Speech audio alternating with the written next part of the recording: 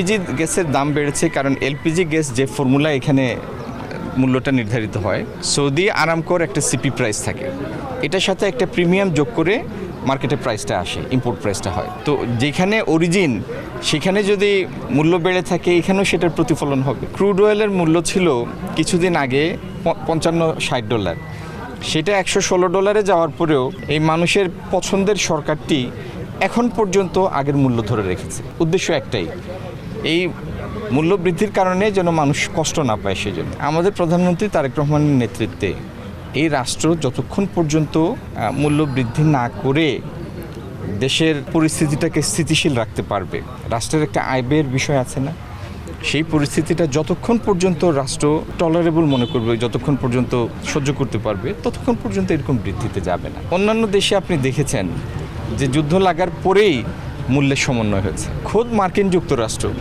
যেখানে তেল আমদানি করতে হয় না, তেল নিজেদেরই তেল, সেখানে মূল্য যেটি $3 নিচে ছিল গ্যালন, সেটি $4 ছাড়িয়ে গিয়েছে বিভিন্ন স্টেটে, কোনো স্টেটে $5 হয়েছে।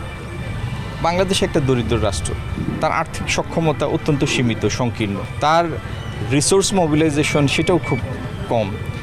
তারপরেও যেন আমাদের মানুষের ক্রয় ক্ষমতার মধ্যে এই মূল্যের অভিঘাতটা না পড়ে, সেজন্য এই সরকার কষ্ট করে হলেও এটি ধরে রেখেছে এবং যতক্ষণ সম্ভব ততক্ষণ ধরে রাখবে।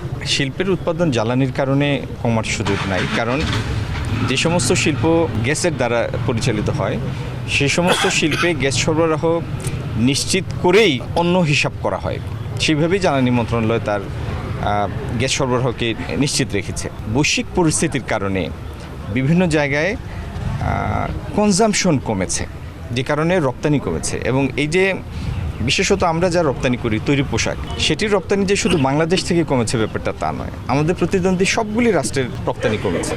তো এটি একটি বৈশ্বিক বাস্তবতা।